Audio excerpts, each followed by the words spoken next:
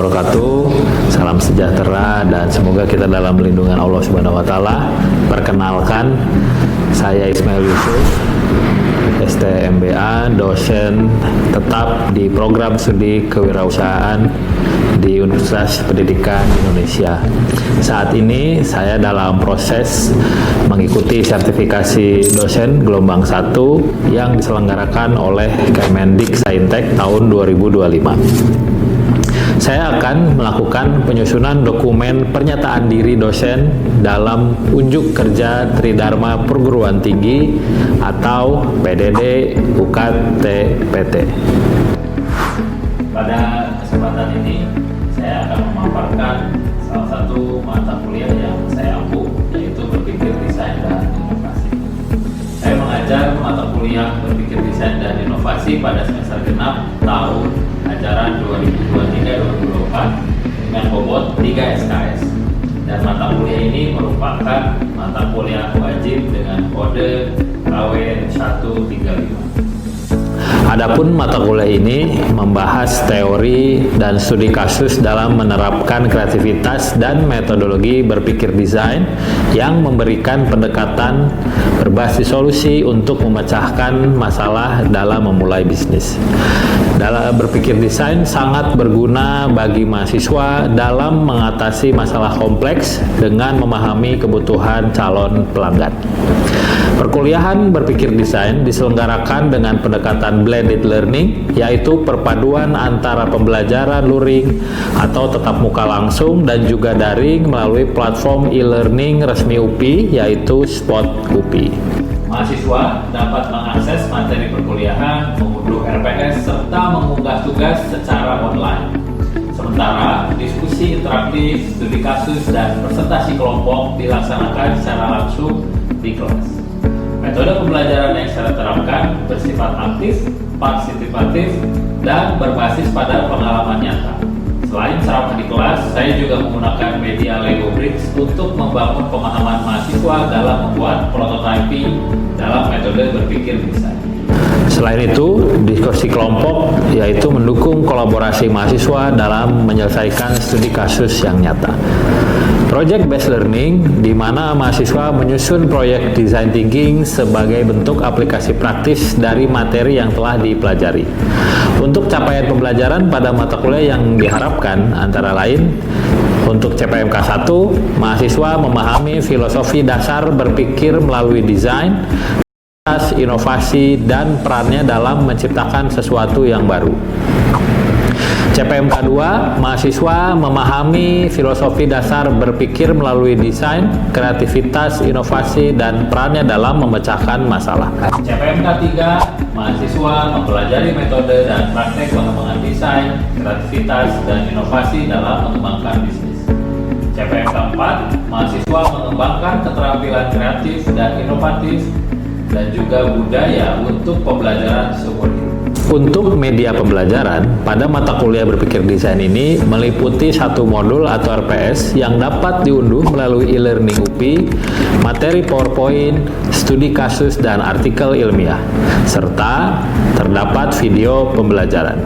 Adapun materi pembelajaran pada mata kuliah berpikir desain dan inovasi meliputi pertemuan 1, pengantar berpikir desain, pertemuan 2, tahapan empati, pertemuan ketiga, tahapan definisi, pertemuan keempat, tahapan ideasi, pertemuan kelima, tahapan prototyping, untuk pertemuan keenam, tahapan testing, untuk pertemuan ketujuh, membahas mengenai feedback grid canvas, pertemuan ke-8 mengenai empathy map canvas, pertemuan ke-9 mengenai user persona canvas, pertemuan ke-10 mengenai design thinking canvas,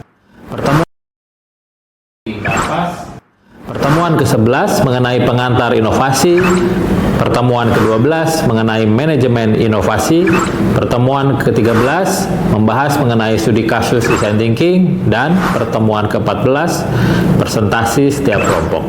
Penilaian dalam mata kuliah berpikir desain ini mencakup 5 komponen utama, yaitu ujian tengah semester dengan bobot sebesar 25%, ujian akhir semester atau presentasi proyek dengan bobot 30%, kuis 10%, tugas 10%, dan keaktifan dalam kelas baik secara verbal maupun dalam diskusi sebesar 25%.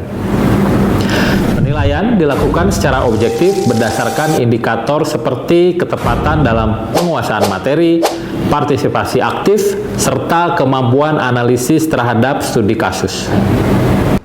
Saya menggunakan rubrik penilaian yang jelas dan terukur, dan hasil evaluasi saya sampaikan kembali kepada mahasiswa sebagai bagian dari proses umpan balik untuk meningkatkan kualitas pembelajaran.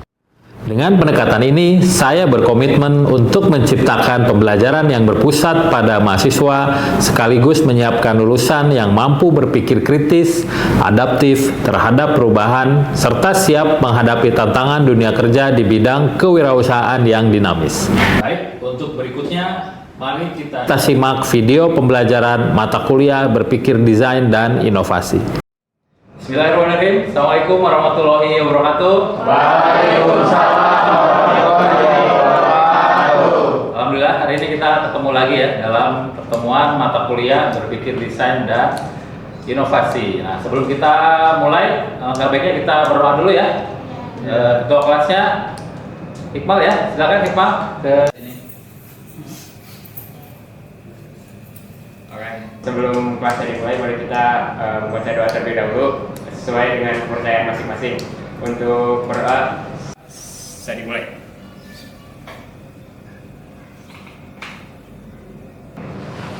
Berdoa selesai. Oke, terima kasih. Boleh tepuk tangan buat Iqbal ya. Bagaimana? Apa kabar teman-teman di pagi hari ini? Sehat? Sehat. Nah, biar makin semangat, saya mau ngajak teman-teman salam entreupi dulu nih. Siap?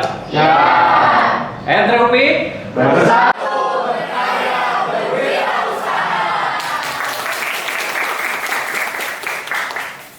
Oke, hari ini kita akan melanjutkan pertemuan mengenai berpikir desain dan inovasi, temanya tentang prototyping. Tapi sebelumnya, saya pengen ngajak teman-teman dulu nih, ada yang masih inget nggak? Kenapa sih kita belajar design thinking? Coba siapa yang mau? Saya Pak, Ya, Zara, silakan. dari pertemuan kemarin yang saya dapat design thinking itu gimana kita berpikir secara sistematis agar efisien secara biaya. Oke, terima kasih. Tepuk tangan dulu, Zara. Pak, Ya, silakan. oke Pak, makasih. Mungkin menurut saya sendiri dari setting itu bisa digunakan untuk memahami pelanggan Pak. Jadi nanti produk yang kita buat tuh bisa cocok tepat sasaran sesuai target yang kita mau gitu. Oke, terima kasih tepuk tangan. Oke, berikutnya. Ya, Irfan, silakan. Oke, jadi menurut saya kenapa sih harus belajar desain thinking Pak? Karena menurut saya kita sebagai wirausaha ini ada bisa membuat produk yang sesuai dengan apa yang customer inginkan atau pelanggan inginkan Pak. Oke, terima kasih tepuk tangan.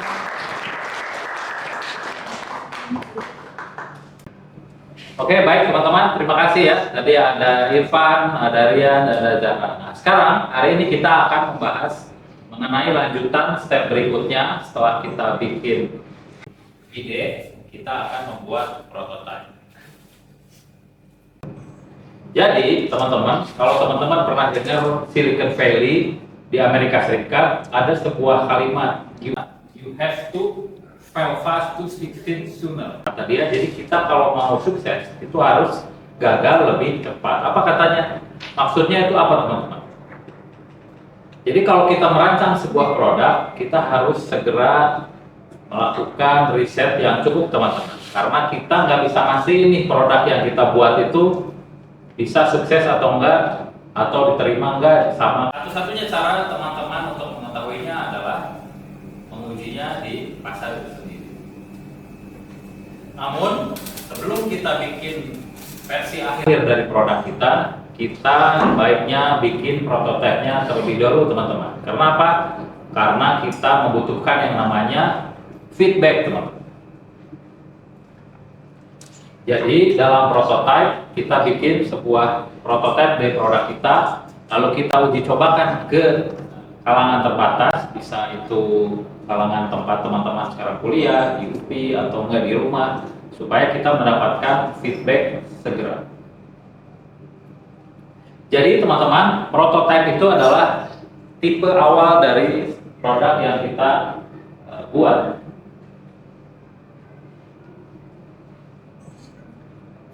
Tujuan bikin kita prototype itu bukanlah kita untuk menguji produk kita yang final, tapi kita bikin prototype supaya kita bisa mempelajari produk yang sudah kita buat. Apa saja teman-teman manfaat dari prototype itu? Yang pertama, dengan kita membuat yang namanya prototype, kita bisa membantu untuk kita berpikir. Karena cara terbaik untuk kita membuat produk adalah dengan berpikir. Seperti nama mata kuliah ini ya, yaitu berpikir desain.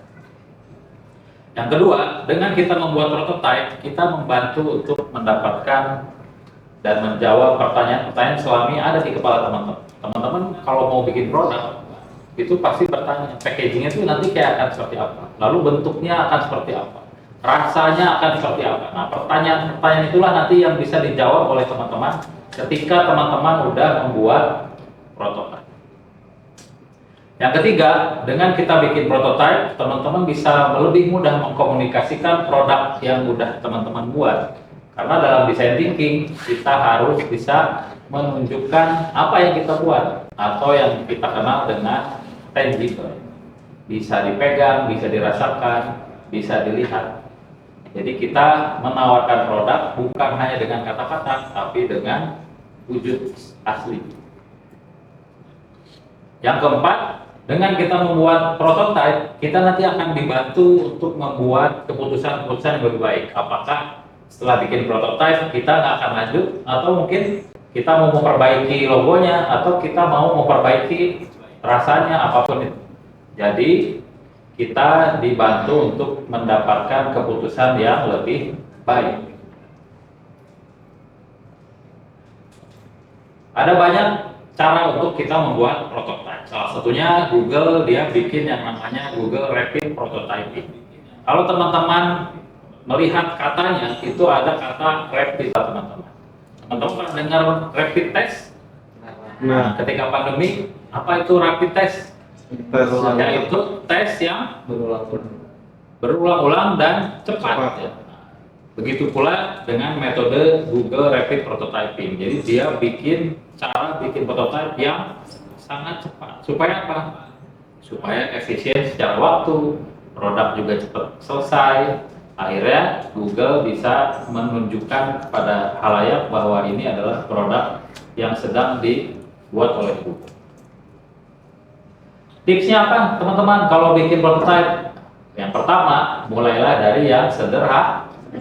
Karena apa? Ya, kita sadari bahwa apalagi dalam level teman-teman ini bikin bisnis itu masih ada keterbatasan. Misalnya modalnya belum cukup atau waktunya belum cukup. Nah, jadi teman-teman cukup membuat prototipe yang sederhana aja, tidak perlu ya prototipe yang mahal, ya perfect. Yang kedua, kita bikin sebuah kisah atau storytelling, teman-teman. Kita bikin gambarnya, kita visualisasikan. Kalau teman-teman mepet banget, misalnya saya nggak punya dana pak, gitu ya, untuk bikin prototipe ya. Apakah sketsa aja bisa disebut prototipe? Bisa. Yang penting teman-teman bagaimana menunjukkan kepada calon customer kita. Tapi seiring berjalannya waktu, si gambar desain itu bisa dibuat yang versi wujud aslinya atau 3 dimensi. Yang ketiga, nah, dalam prototype teman-teman harus menunjukkan. Jadi jangan cuman saya punya ide bisnis nasi goreng, saya punya ide bisnis fashion, tapi mana bentuknya, mana logonya, mana packagingnya. Jadi teman bikinlah mock-up, teman-teman bisa bikin model fisik supaya nanti calon customer bisa ngerasain dulu kayak gimana produk teman-teman. Yang keempat, kalau teman-teman punya waktu luang, punya dana yang lebih, teman-teman bisa bikin prototype beberapa opsi. Jadi jangan cuma bikin satu doang, supaya nanti teman-teman ke lapangan, teman-teman bisa ngasih lihat, ini ada sampel produk saya, ada 2 jenis, A dan B. Nah, calon pelanggan kita lebih suka yang mana? Yang A, apakah yang B? Kita minta mereka untuk memilih mana yang prototipe yang atau produk kita yang paling bagus. Yang kelima, teman-teman, di sini ada istilahnya adalah co-creation. Teman-teman pernah dengar istilah co-working space?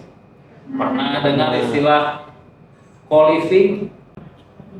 Dan ini di prototype ada yang namanya co-creation. Co-nya itu adalah kolaborasi. Nah, jadi kita mengajak calon customer kita untuk juga membuat prototype dengan bermain-main dengan prototype. Nah, co-creation ini teman-teman ke lapangan, teman-teman ngasih lihat contoh produk teman-teman dan teman-teman meminta saran dari mereka, apakah warnanya, apakah rasanya. Nanti calon customer teman-teman akan memberikan masukan, apakah warnanya diganti, apakah logonya diganti, dan teman-teman mendapatkan masukan lalu membuat prototipe yang baru versi masukan dari customer. Itulah yang disebut dengan kita bermain-main atau co-creation. Contohnya apa aja di dunia sana yang profesi yang mengajak kliennya untuk co-creation? Ada yang tahu teman-teman? Contohnya adalah profesi jasa desain interior. Tidak mungkin kalau teman-teman punya kamar yang mau didekor ulang gitu atau mau bikin coffee shop, lalu teman-teman menyerahkan gitu aja kepada desainer. Pasti teman-teman ada request nih. Saya pengen coffee shop saya warnanya silver, Y2K, atau saya pengen coffee shop saya nuansanya biru putih.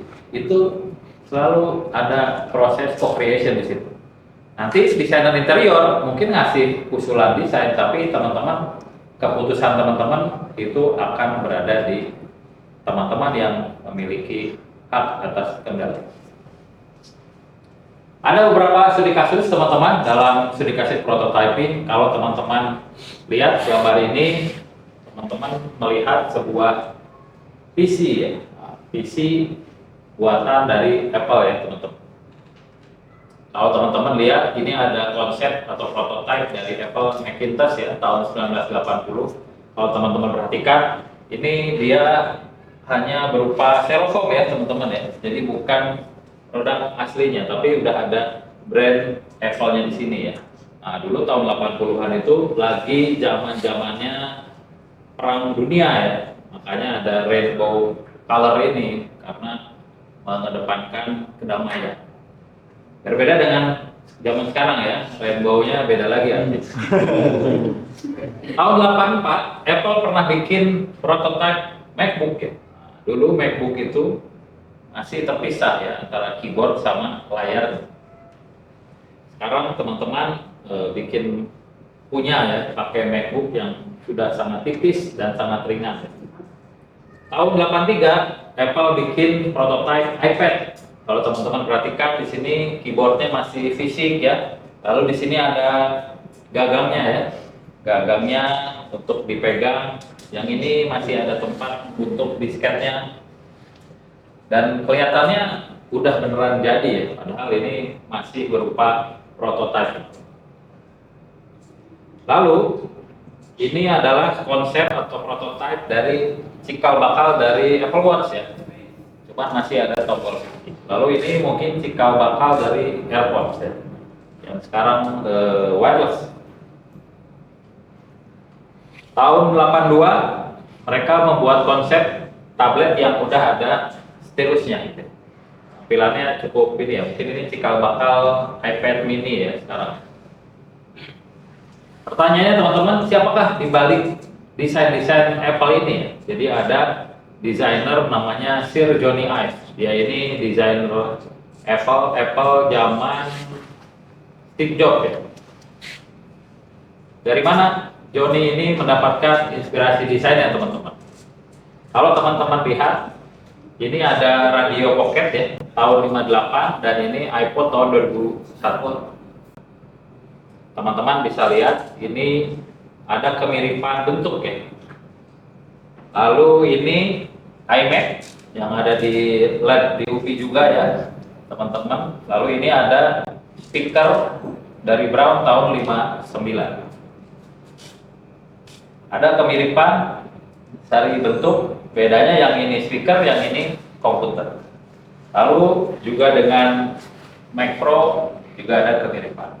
Nah, kebetulan yang ini kalau teman perhatikan, ini adalah kalkulatornya si Brown ya. Lalu ini ada radionya si Brown. Lihat teman-teman ya, dari produk fisik sama Apple dibuat ke dalam produk digital. Mulai dari warna sama, bentuknya gitu ya. Ini juga sama ya, produk fisik menjadi produk digital. Jadi siapa di balik desain Brown ini? Jadi ada yang namanya Dieter Rams. Dia adalah orang Jerman yang menjadi inspirasinya Jony Ive dalam membuat produk-produknya Apple. Bahkan saking kerennya si Jony Ive ini, dia bikin yang namanya 10 Principle of Good Design. Menurut Dieter Rams, desain yang bagus itu harus estetik. Wah, kayak anak-anak gini sekarang ya, coffee shop harus estetik ya. Lalu good design itu harus little design as possible. Maksudnya apa? Desain yang bagus itu harus yang simple. Makanya produk-produknya Apple tidak banyak warna-warni, simple UI UX-nya. Bahkan menurut dia good design itu harus long lasting. Makanya produk-produknya Apple tahan lama ya. Jarang sekali orang ganti atau setahun udah rusak karena prinsipnya diterang bikin produk itu yang bisa long lasting. Sampai sini ada pertanyaan? Saya Pak. Ya silakan Iki. Oke Bapak, terima kasih untuk kesempatannya. Mungkin saya masih penasaran sih Pak, kenapa kita harus membuat prototipe terlebih dahulu sebelum kita berjualan? Oke baik, terima kasih Iki. Jadi kenapa kita harus bikin prototipe sebelum berjualan? Nah, Iki kan mau jualan, nggak tahu apakah produk yang Iki jual itu akan disukai oleh customer atau enggak. Kita bikin prototipe supaya ada wujudnya terlebih dahulu. Nah, baru Iki meminta feedback tuh dari kalangan terbatas. Kalau nanti kira-kira udah yakin dengan prototipe, barulah Iki bisa mulai berjualan. Untuk apa? Supaya kita hemat dan efisien dalam biaya produksi dan pemasaran. Jelas Iki? Jelas Pak. Terima kasih Bapak. Oke, ada lagi pertanyaan? Saya Pak, Ya, silakan Imam. mungkin untuk prototipe yang dibuat itu harus seperti apa ya Pak? Apakah harus berupa produk jadi atau gimana Pak? Oke, baik. Terima kasih pertanyaan Iqbal. Jadi, prototipe yang dibuat itu kalau bisa semirip mungkin dengan versi yang akan dijual. Jadi, calon customer kita punya gambaran produk ini tuh jadinya seperti apa. Tapi, kalau misalnya Hikmal keterbatasan dengan modal, bisa bikin versi sederhananya dulu. Sekarang udah canggih ya, ada Canva, ada Figma, bahkan udah banyak AI di luar sana yang bisa digunakan supaya bisa ngasih contoh prototipe seperti apa sih yang mau nanti Hikmal jual. Gimana? Sudah jelas? Sudah jelas Pak. Baik, terima kasih. Sekarang teman-teman, kalau teman-teman dari tadi lihat di depan teman-teman sudah ada alat yang akan membantu teman-teman untuk memahami lebih lanjut gimana sih membuat prototipe. Alat ini adalah Lego teman-teman.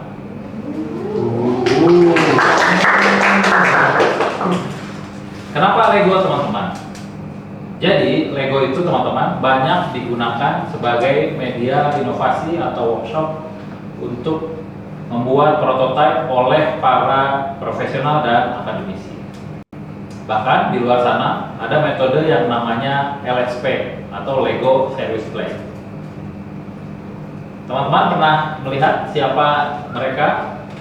Ini adalah para pendiri Google. Teman-teman tahu siapa ini? Bahkan para pendiri Google yaitu Sergey Brin dan Larry Page juga menggunakan Lego sebagai media untuk mengasah kreativitas. Ini kalau teman-teman perhatikan ya, di luar negeri mereka juga menggunakan Lego ini sebagai alat untuk membuat prototipe. Jadi bukan hanya mainan untuk anak kecil saja. Teman-teman bisa lihat ya, contohnya seperti ini. Ini contohnya yang sudah dibuat oleh mereka. Ini mirip kayak reaktor nuklir ya di film-film. Karena apa teman-teman? Karena dengan teman-teman bermain itu bisa membuka kreativitas teman-teman. Di kelompok mungkin teman-teman masih diem-dieman, belum ada yang ngobrol. Nah mungkin dengan menggunakan media Lego ini adalah media teman-teman untuk mengkomunikasikan ide-ide teman-teman di kelompok. Sudah siap teman-teman bermain? Oke, saya akan membagikan setiap kelompok akan mendapatkan satu kotak Lego.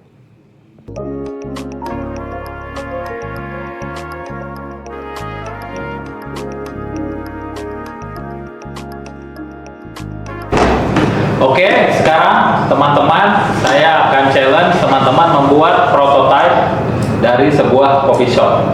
Teman-teman punya waktu 10 menit. Sudah siap? Ya.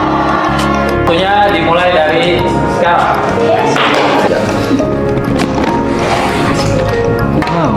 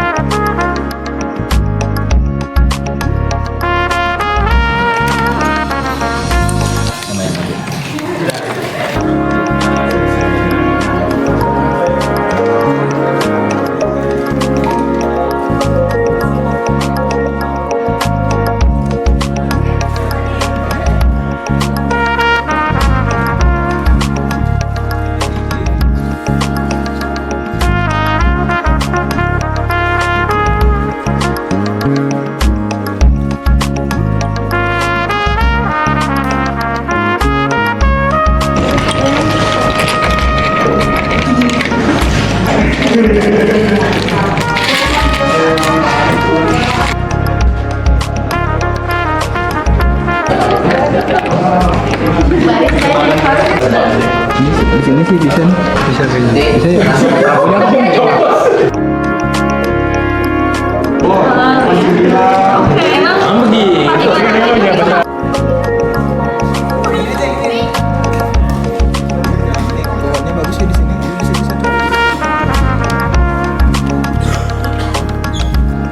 Oke, waktunya habis ya teman-teman. Tepuk tangan dulu semua. Oke, sekarang saya akan mengundang salah satu kelompok untuk menjelaskan hasil prototipe yang sudah dibuat. Iya. Oke, kelompok mana yang mau? Oke, silakan.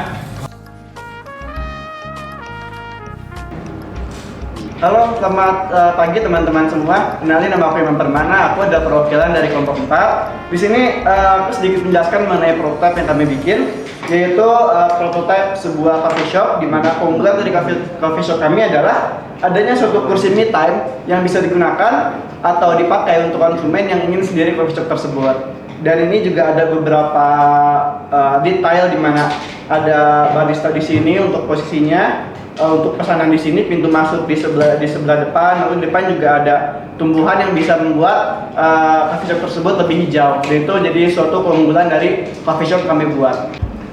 Oke, teman-teman, tepuk tangan dulu. Ya, silakan. Imam bisa kembali. Terima kasih banyak, Imam. Terima kasih, Pak. Oke, kita sekarang berada pada sesi terakhir dari pertemuan kita pada hari ini. Tapi sebelum saya tutup, saya ingin mendengar apa yang bisa teman-teman dapatkan dari pertemuan kita pada mata kuliah ini. Ilmu apa sih yang teman-teman dapetin? Ada yang mau sharing di sini? Pak. Ya, silakan Alin. Baik, untuk kesimpulan yang bisa aku dapetin hari ini, mungkin kita bisa belajar bahwa saat merancang produk itu meskipun kita udah melakukan riset yang cukup, tapi kita tuh nggak tahu gitu, belum bisa mastiin kalau produk kita tuh diterima oleh pasar atau enggak. Maka dari itu kita perlu mengujinya di pasar yang real gitu, biar kita tahu dapat evaluasi juga produk kita tuh kurangnya apa dengan cara di sini. Oke. Baik, terima kasih teman-teman sudah hadir pada pertemuan kita pada pagi hari ini. Materi kita pada pertemuan ini bisa teman-teman download di swatsupi.edu. Semoga teman-teman bisa mendapatkan ilmu baru dari pertemuan kita hari ini. Terima kasih. Saya tutup. Wabillahi taufiq wal hidayah. Assalamualaikum warahmatullahi wabarakatuh.